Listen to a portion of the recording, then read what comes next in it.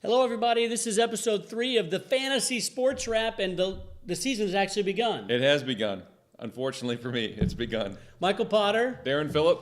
And we're actually matched up in the first week, which we didn't plan that. It just happened that way. Right. I don't like it, to be honest with you, because we're both just getting back into fantasy. Right. And you're the guy I call to ask questions to, and we can still do that a little bit, but at the end of the day, we're trying to beat each other, so you don't want to, you know what I mean? Don't want to reveal too much. Exactly. Right. Exactly. But we're taping this on a Thursday, so we're, 3 days into it? We got Monday, Tuesday, Wednesday in the books. A couple guys had games on Sunday. But there's still a long way to go. It is, yeah. I'm looking for a white flag though to wave because. Darren's texting me like I'm waving a white flag. It's over, and I'm thinking, this is what happens. A guy's like, oh, I'm getting crushed, and then they go on a run. Well, I'm banking on that. You still got guys that haven't hit. I mean, Stanton hasn't hit. No. A lot of first-round guys haven't done much. No, they haven't. It's more the later guys. For me, it's Troy Tulowitzki, hitting well, not getting a lot of marks, a lot of doubles, which we don't get credit for. We just get runs, home runs, RBI.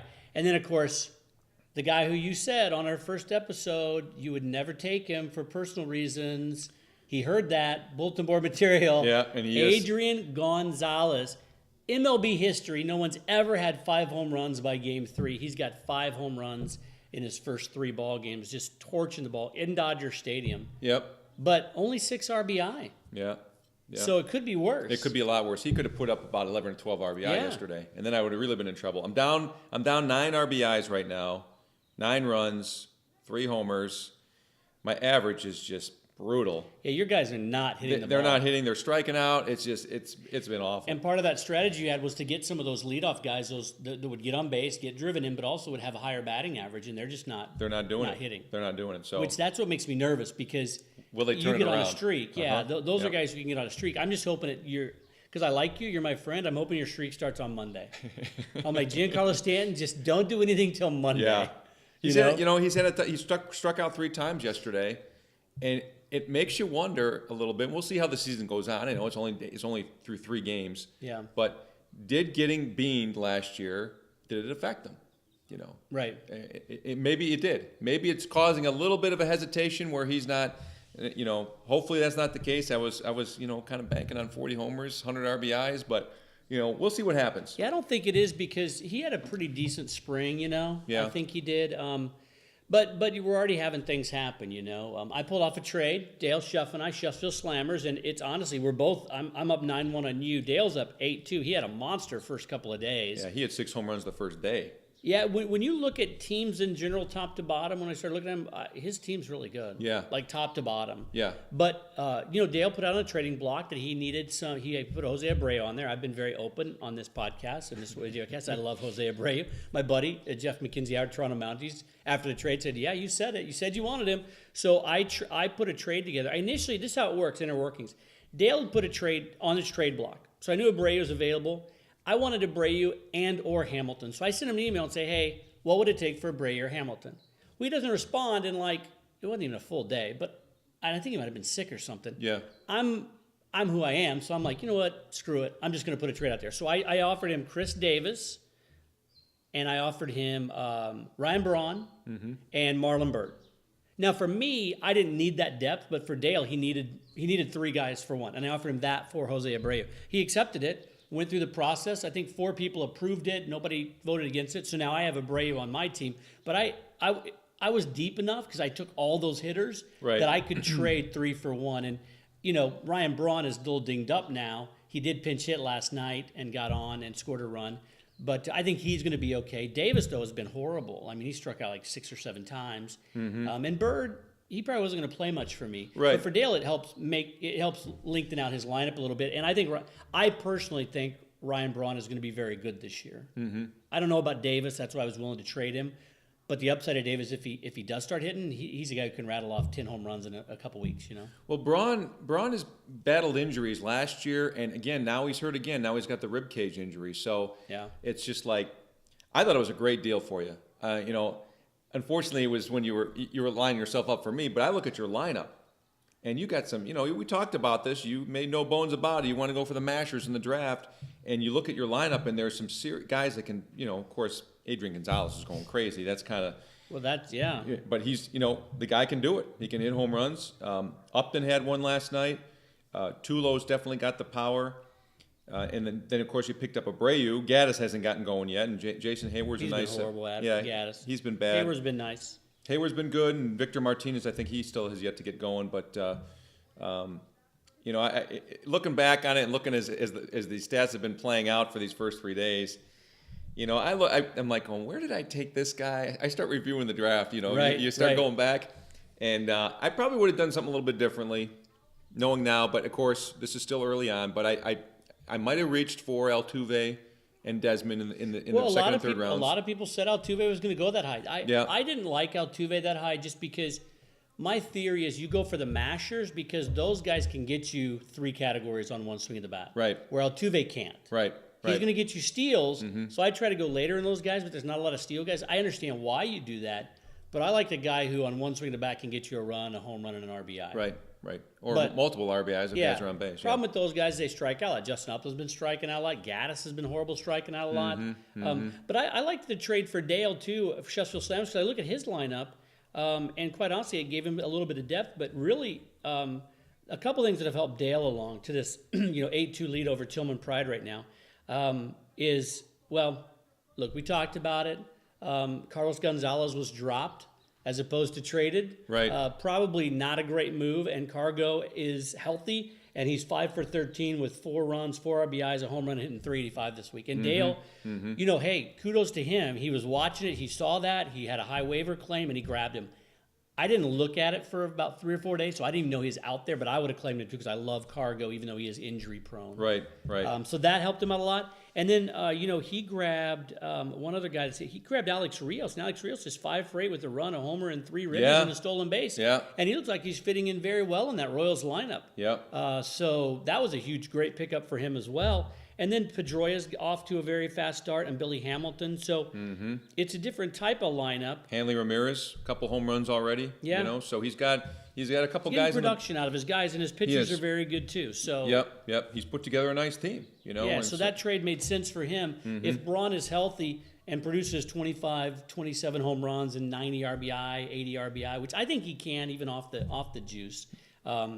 That's good. The only problem with him is his health, and that's the same with Cargo for Dale. Sure. And for me, it's the same with like Tulowitzki. The guy's killing it now, but is he going to go on the DL in a week? That's right. You just never know. So, but it is early on in the game here, but it's I think we've got some good battles as we look at some of these other matchups here. Let me ask you one thing about your team though, because you're very down on your team right now. Yeah.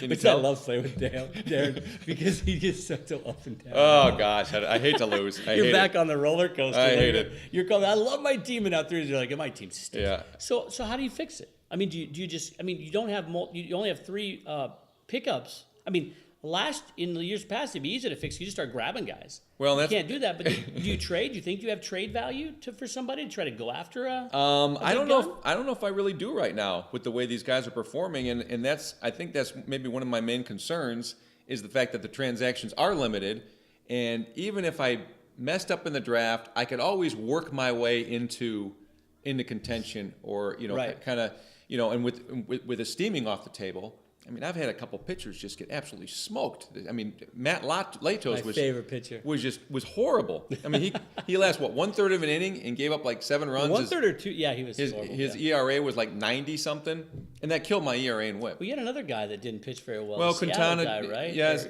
Quintana on the Sox yesterday. The Royals got to him pretty good. The Seattle guy gave up runs early. He settled down. But by that time, he was already down 5-0. You picked up some nice closers, though. You made a great pickup. Joe Nathan, my closer, went on the DL. And this is why, guys, you got to be watching. Joe Nathan went on the DL, and so Deron was the first guy to pick up the guy who's going to do all the close. Soria. Joaquim Soria, He's going to be the closer. And they're saying, some people are saying it's Nathan's forearm, which they're saying that could make it lingering and maybe a long time, months. Right. Other people are saying, just elbow tightness, and he should be back after the 15-day DL. But either way, he grabbed Soria. I grabbed after the Kimbrel trade. I went out and grabbed Grilly for Atlanta, and he's already got me a couple saves. So you really got to be watching the transactions and saving them. A lot of people still have transactions left. Sure. For the week. Yeah. And don't think of them as you only have 3 this week, and it resets at 3 next week. So toward the end of the week, if you haven't used those, use them this week for guys next week. I mean, use them for down the road, because you don't get 6 next week if you don't use them. Right. You basically lose them. So if anyone, whoever's watching out there in our league, I've used up all my transactions, so you don't have to worry about me getting anybody for the rest of this week. I used up my final transaction on Soria. I picked up a couple other closers too, just to compete with you this Hawkins, week. who picked up a save and should have got another one, but blew it. Didn't but got me a win. Got you a win. Backed into a win. I backed into a win. Wade Davis came in the 8th in a tie ball game, shut him down, and the Royals scored in the 9th. Yep. Uhara on Boston, I picked him up and put him on the DL. And basically, those were my 3 pickups this week. I picked up closers. I'm rolling with my lineup. I guess the nice thing about the 3 transaction limit is that, all right, I've used them up. This is what I'm going to do. I'm not going to. In the past, when we've had unlimited transactions, I've maybe over-managed or over-GM'd my way into, I'm just going to drop this guy. He's not doing anything. Can't do that now. I can't do it now. And this lineup I've got, I'm stuck with him. But, I'm hoping, Ian Desmond, 0 for 7. Altuve, 1 for 8. He's got a steal. But Zobrist got off to a decent start. He's 3 for 13. Cole Calhoun leading off for the Angels. He's 1 for 12 with no production. I mean, these guys are just killing me. Right. So my hope is that as the week wears on, law of averages usually catches up. These guys usually hit to their average or whatever, typically, that I can at least make some noise here and get competitive in some of these categories. Batting average is totally lost. I mean, I'm hitting only like $130 or something like that. Yeah, none of your guys are hitting. No. So it's been a real. I guess I am fortunate that I'm still in a couple of these categories. If Stanton can get hot and maybe hit 3 home runs in a game or 2 or 3, and he can do it. I'm only down to 3 home runs. I'm down a stolen base. My goal was to win strikeouts at least this week, and I've done that. So I think that's pretty good. Roche can launch a few. I like Pedro Alvarez. I mean, I think a lot of your guys just aren't hitting right now. But one thing out there too, as you're looking at how you want to build your team, look at a guy like Deron, and you can see, and you can hear him, and you can see, oh, he needs this category. Well, maybe he'll trade an Altuve who's not doing very well for 2 guys who might give him 15 to 20 home runs. Right. Maybe he'll do that now. And I kind of look at it differently too. I'm excited. I'm happy that Adrian Gonzalez has hit 5 home runs. But is he going to hit 50 this year? Probably not. Right. But if he does, that means he's 10% to his home run total this year. Yeah. So, in my opinion, if he goes off for another 2 weeks, and let's say if in a month he's got 15 home runs, I would personally look to maybe trade him. Right. Because he's got maybe only 15 to 20 left the rest of the year. Now, he might go off and hit 60. I doubt it. But sometimes when you get a guy on a roll like that, that's when you can trade him and flip him for a couple of guys who aren't playing too well. Altuve is going to steal 60 bases this year. He hasn't stolen any yet, right? He's got 1 steal. Yeah, that's so it. There's a lot of steals left. So anyway, think of it kind of that way too. When a guy's scuffling, and you have somebody hot, now might be a good time to make a trade. Well, and you asked, what do I do to make things better? I'm going to be more likely to trade in this kind of a league format. I have to, because there's no other way. But I've got to get some guys that get on a roll here. I mean, who's going to want Cole Calhoun? Nobody. Altuve, maybe he was an aberration last year. We don't know. I mean, that was one of the reasons I went with him in my second pick. I wanted a stolen base guy. I figured I got my home run RBI guy with my first pick. Yeah. I'm getting a guy that's going to hit for a good average.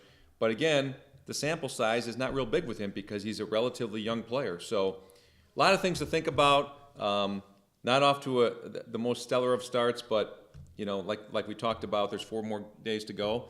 And it seems to be the rest of the league seems to be pretty active. We've seen some teams leave players on the bench. Yeah. But that just comes with knowing how to play the game and getting more familiar with the site. Yeah, and just remember, you can change your lineup up until the start of the first game, and then it's locked for the rest of the day. Like today, as we're taping this, it was like at 9:30. So as soon as I get done with this in the morning, I'm going to have to go on and figure out what I want to do. Right. But let's talk about some of the other ones. There's some really tight ones. We talked about Shuttsville Slammers and Tillman Pride. Dale's up on Josh 8-2. Right now, but there's still a few things possible there for Josh to get back with them. That's James, yeah. sorry. Yeah. There's a guy that worked at Grand Canyon named Josh Meyer, and so that's why I always think Josh. Yeah. So anyway, well, you know what, James, win a game, and I'll know your name. Well, he's got in James, he's got 16 runs. It's not like he's putting up, his average is down, But and he's kind of in it with ERA and WHIP. If Dale throws some guys out there that get hammered, and he might not, he might back off the ease off the throttle with that because he's got a 14 strikeout lead. He still would like to get a win. So. And look at that too. You might be getting smoked by a guy this week who's having a great week, but look at how you compare to everybody else too. Yeah. That's James still has very small consolation for me. Yeah. James has 16 runs. Right. Well, he's beaten both Docs and Jocks and Phoenix Tower. He's only 2 behind me.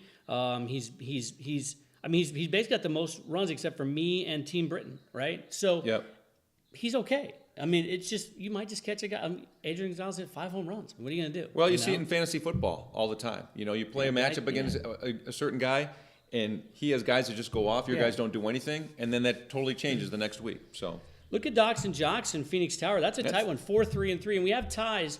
In the past, we didn't have ties because if there was a tie in a category, each team had 8 home runs. It would go to the home team, and then the next tie would go to the visiting team. Yeah. Not everybody has the same amount of home games this year and everything. So I talked to a bunch of people, and they all do ties in these formats. So we just went with ties. Yeah, yeah. It seems weird. Nobody likes to have a record with ties in baseball, but that's what we're going to do. But, yeah, this one's a tight one between Docs and Jocks and Phoenix Tower. Mm-hmm. They've got quite a few no stolen bases. They've each got 1 win, 2 saves. Their batting average or their ERA is close. So it's really anybody's. Somebody could take this and win it big, or it could be a 4-4-2, Kissing your sister kind of thing, yep. Yeah. And the same thing for the next matchup. We got Bandits against Team Britain. And again, that's another close matchup there. ERA maybe is getting away from Britain a little bit, but WHIP is pretty close. Britain's got a decent strikeout lead. No saves on either side. Of course, I think we knew that going in because they were very low on closers. I believe Pat with Baracho Bandits picked up a closer or two. Batting average is as tight as you can get, 261.9 and 261.7. Steals are close. RBIs, Pat's pulling away there, but that can change. Homers are tied and runs, And when you look at what Deron mentioned, we've had a few people leaving people on the bench. And you can do that intentionally. Like I might leave starting pitching on the bench the rest of the week because my ERA and my WHIP is so low, and I know I'm not going to win strikeouts. And I could get greedy and try to get wins, but Deron's got more starters, so I probably won't win that either. So my plan initially was, get saves, ERA, and WHIP, and just stick with that and try to do it. So I might, if I have room, I might move him around. So my starting pitcher, Daniel Norris, who's going to, I might not let him pitch. I might not let it count because if he gets blown up, it hurts me, and it really doesn't help me much. But I might pick up a guy. But anyway, when you look at your players, like I'm looking right now this morning at Docs and Jocks and Phoenix Tower, and Docs and Jocks has 2 hitters or 1 hitter on the bench, Eric Hosmer, that they probably should have in their lineup. He's been hitting the ball really well. I think he got a 3-run home run the other day, right? Yep. And I don't know if they had him in the lineup yesterday or not. But so look at that on days that it's light when you don't have your entire roster full, and just make sure you don't leave guys on the bench unless you intentionally wanted to do that. Yeah, because that can be a killer. And of course, I've been asked this question before: do you get credit if your players are on the bench? No, you don't. That's why you have to make a decision where you have to put them in your active lineup. So. Yeah, we've seen a few of those, but those will get ironed out as the season goes on. Yeah, and stay up with it. Not to pick on Docs and Jocks, but I will because they're my buddies. Last night they started Mitch Moreland in their utility spot. He didn't even play, and Eric Hosmer's on their bench. He went 2 for 5 with 2 runs, a homer, and 3 RBI. Yeah, Hosmer's playing every day. Oh yeah, for you sure. You just know he is. So stay up. Click that little thing that's got the star by it, and sometimes you get stuck, sometimes you don't, but. Anyway, and look for matchups, where they're playing which parks. But just stay on top of that much each day or the day before because you can set your lineup in advance for that day. Just click on that day, set it, submit it, boom. Sure. And there's ways on the ESPN site when you click on the player, you go to their player card. You can go to their splits. They show you their lifetime average or numbers versus a particular pitcher if you're a batter and vice versa if you're a pitcher. Going in last night, Quintana probably wasn't the best start. He had about a 6 ERA career against the Royals. Yeah. If you got Hosmer and you're trying to decide between him and Moreland, you might look at that and say, well, this guy is a guy that might struggle. The same thing happened the other night with the D-backs game. Of course, I'm drawing a blank on the guy that was starting for the Giants, but just horrible. A new guy, yeah. Yeah. This was 2 nights ago. When the D-backs won, and. The starting pitcher, absolutely horrible at Chase Field for his career, Ryan Vogelsong. And the way it started, I'm like, the D-backs are going to lose again. But eventually they got to him, and they knocked him out of the game, and he had another very poor outing. So as you get familiar with the site, with the different stats on the player cards, use them because they can be very helpful. I look at them all the time. What are the splits like? How does this guy hit in this particular ballpark? Guy I've been a little disappointed with. Of course, his sample size is probably a little bit small. Back to your team? Back to my team. We're going to go back to... We're horrible, he's going but... to beat me. It's going to end up, Stan's going to go off, and he's going to beat me like 8-2, and then next one he'll be like, oh, I didn't think I was going to be any good, and he'll be like, I love my team. Well, I don't know how you say Odor is this guy's name, is second baseman for the Rangers, but he had surprisingly pretty good numbers in Oakland at their park. Yeah. But he's 0 for 8 with a run, so it's just... None of your guys are hitting. They're not, none of them. I was thinking about this on the way over here. Is the term that pitching usually has to catch up to hitting, or hitting usually has to catch up to pitching? Because it seems like right now... overall, the pitchers a lot of the pitchers are dominating. Other than the Tigers and the Rockies and these clubs that just have hitters. Right, right. You take out Adrian Gonzalez, and the Dodgers are hitting the ball pretty well, but they're not killing it. Mm-hmm. So there's one or two guys that are hot, and then there's a couple teams that are hot. Yeah. But outside of that, nobody's really doing much. There was one other thing I was going to mention. Oh, we're giving away a lot of tips. This is a good tip, too. What Deron mentioned, going deep and looking at some guys, and you might be like, well, I don't have time to do that. Well, you don't have to do it every day, but just check it out, before the week. Another thing you can do, if you want to get more info or better info on a specific player, just Google the sports page in that city. Right. And see what the beat writer's saying about the guy. Because they're going to have the information quicker than ESPN's going to have the information or upload it, Or if there's an injury question, you can get a lot of good information on that particular newspaper's website. And so... I did it when they traded Kimbrel to San Diego. Everybody's saying, oh, it's going to be one of these three guys, Johnson or Grilly. And I went out and I looked at a couple papers in Atlanta, and they were all saying, yeah, they're both going to do it, but more than likely it's going to be Grilly, and if he falters... Johnson will get it. So I grabbed Johnson. Well, Grilly last year is really good. Last year he pitched for the Pirates the year before, and then he hurt his arm. But I mean, the guy was clicking off saves left and right. I think it was last year. So that was a great pickup. Year, yeah. Great pickup. So anyway, go to those. When Joe Nathan went down, I went real quickly out there and looked, and they confirmed Soria, but they said it's probably their local paper said it's not as devastating an injury, whereas ESPN said, hey. It's something that could linger for a long time. So you can do that too if you really want to dig deep. Mm-hmm. Go out and check those others. Okay, so we talked a little bit about the other matchups. I think that's it. There's no other. I'm just kidding. My buddy McKenzie watched the last episode. You didn't talk about my team enough, man. Yeah, he was hurt. I had my fiance watching. She's like, man, they must not like your team. They didn't talk about it much. So I apologize. We'll talk now. He's got a good lead here. A lot of categories that can go either way. Good, yeah. Against Team Domorowski, and runs are tied at 10. These are two teams actually that out of the rest of the league, I probably could be hanging with this. No offense. We thought they were pretty balanced. I mean, I thought going in that both these teams were pretty balanced. And so that's going to give you balance, right? Sure. But it might not give you those spikes that you need. Right. But you looked at McKenzie's team, Toronto Mounties, 10 in runs, 1 in home runs. It's not a lot of power from either team. But they both have guys that can hit the ball out of the park. So it's going to come down to the stretch. Mounties with 40 strikeouts. They had some real good strikeouts from some of their starting pitchers, but picked up 4 wins already, which is good, and nice ERA and WHIP too. So right now he's smoking them in the pitching category. Right? He's up only a save, and that's tight. That's tight, and they've got some closers there. WHIP is one blow up away from being real tight, but the ERA is a full point. Everything else, Domorowski's got a 5 RBI lead. That can change in a hurry. Batting averages looks to be, it's still tied 252 to 197. So. That can change. That can change in 3 or 4 days, but the later you get in the week, obviously though, the more difficult it is to catch up in average and ERA and WHIP. And we'll have to see. I can't remember when it's 30, 40, 50 points, then you're starting to get a little nervous. When it's 60, 70 points, it's kind of it's going to be tough. Yeah. Yeah. So. But that's a good matchup. When you look at his totals, Joey Votto hitting the ball well for Toronto Mounties. Lorenzo Cain is hitting the ball well. The Royals are off to a fast start. They're really hitting well. Yeah. Fantastic. But he's hitting 252, just 1 homer, so not a lot of power. And you look through his lineup, Josh Donaldson probably a guy that he's going to get power from, right? Joey Votto's going to hit some. But, Martin Prado, good hitter. Lorenzo Cain, good hitter, not going to hit a lot of homers. Melky Cabrera could hit some homers.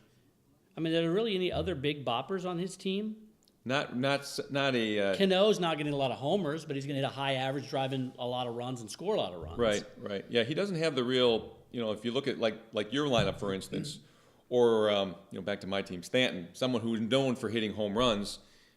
He doesn't have that, but like you talked about, he's looking for balance. He's got a great pitching staff, and so, you got a good pitching staff. You sacrifice the power hitters if you're going to pick up like a Felix Hernandez, Johnny Cueto. Those guys were early round picks. Well, he picked Felix Hernandez was his first, like the 10th pick, right? Yeah, I believe. Yeah. And Felix Hernandez, his first game, 7 innings, 10 strikeouts, a 1.29 ERA, and a point. I mean, that's exactly what you want a first rounder to do. And then coming back up, he grabbed a hitter, didn't he? Coming back up. I believe he did. I'm going to say Cano. He got Cano. Cano, yeah. And right now, Cano's not really doing much. No. I mean, 3 for 12, 1 run, one RBI. So, man, you love it when you can win a series with a stud who doesn't do much. Because you know he's got it later. You look at Team Domorowski, and they're one of their biggest issues is their number 1 pick, Andrew McCutchen, is 2 for 9. A homer and 2 RBI, but you need a guy like that to mash. Oh, sure. Jonathan Lucroy, 0 for 12 with a run. He's not doing anything. Adrian Beltre, 0 for 11. Of course, he's been playing in Oakland. They come home this weekend, so that could change in a hurry. When they were playing in Texas, Freddie Freeman's having a decent. The Braves are. They got a nice outing from Sonny Gray. Holy cow! Yeah. That guy almost had a no-hitter on opening day. How cool would that have been? But they got a couple guys. They got 3 guys on the DL, so I have to look at their lineup. They got to make some moves with. I mean, J.J. Hardy. He's probably a drop guy, honestly. But Fernandez and Matt Cain. I don't know how long those guys are going to be. You do have a DL slot. It should give you a little announcement. Hey, you got a pitcher who's DL eligible. Right, and then you have to click on a button that says Manage DL, which is on your team page, which is a little bit different than what we used to do before. Right. I tried to put Nathan down there. I'm like, why is he putting him on the bench? And then you had to go up atop Manage DL. Yep.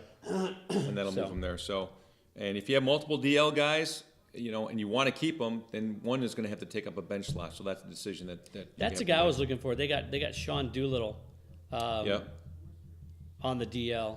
So they got like a few DL guys that they need to kind of make some changes with. But overall, Deron, as we kind of wrap it up, I know you're not very happy right now. Yeah, well, it's I am, but I'm nervous because there's still 4 games to go, and they could go anyway. But overall, I think people are kind of getting into the groove. We had a lot of questions early on. We had some kind of mistakes you could tell with people dropping people they probably shouldn't have dropped or not putting guys in their lineup. But everybody's kind of getting dialed into it a little bit. Yep. And so far, I think it's going really well. I think people are having a good time. Yeah. It's going to make the baseball season a lot more interesting. People that haven't played fantasy baseball before, you're going to see that because you're not going to be wondering, well, how are the Diamondbacks doing? Well, they're horrible. I mean, you want to be following everybody from Tampa Bay to Toronto. You're going to be following these different teams and players just to see, who can be the next pickup for me. Who's a good starting pitcher I can pick up and throw in there. But then again, you got the limited transactions, so I like the format so far. Yeah. It's challenging and it makes you think about what you need to do on a weekly basis. Yeah, and you guys, if you do want to make a change on your team, the best way to do it in this league now with this format is probably with the trade. So you guys, I'm looking at like Docs and Jocks. I'm looking at Team Britain. I'm looking at Toronto Mounties. Specifically, you guys got some stud pitchers, some ace pitchers. Look at some of the guys like myself, who don't have a stud pitcher, and I might, later on in the year, I might think, hey, maybe I want to trade some hitters for some pitchers. I might bail out on this. It's working this week, having the closers, but it might not work every week. Right. So you have to trade some strength. I traded 3 guys. I really liked Ryan Braun. I know you were kind of on the fence with him, but I really liked him. But and Schuff, he traded a really good player, but to help his team needs, and he's doing well. He's 8-2 this week. Yeah, having a very good week. Yeah, so look that way. Yep. Are you gonna be okay, man? Yeah, I'll be fine. I got Pat next week, so I should be okay. Wow, shots fired. I think I got the Mounties next week, don't you? I? Can you? Matchups here. Let me check. Yeah. That'll be a fun one. Do I have the Mounties? I do. No. Oh man, his pitching staff. Holy cow. Yeah. That could be trouble. That could be trouble. Was there anything else we wanted to hit on? This is our third episode. You can help us out by retweeting, by emailing friends, sharing on Facebook, liking it. I don't know how you do that, but like it on Facebook. Do all that stuff as we put it out there. We got some exciting things going on. We're talking to some folks about maybe bringing this to a broader audience and everything, and you guys are a huge part of that. So, yeah, share it with people. Let them know what you're doing. Make sure you watch it. If you're on YouTube, subscribe to it on YouTube. We're trying to drive that subscriber thing up. I don't know if you have to have a channel or not, but just click the subscribe button. Anyways, if you have any thoughts, you have any comments, shoot us an email, shoot us a text. If you want us to change anything we're doing, let us know. That happens. Yeah, that happens. So okay, until next time, we'll hang in there, man. Yeah, good luck to you the rest of the week. You don't mean. I'm going to mean it. Yeah, he doesn't mean it. No. All right, that's it for the Fantasy Sports Rep episode 3. Thanks for watching, and we'll see you next time. Good luck.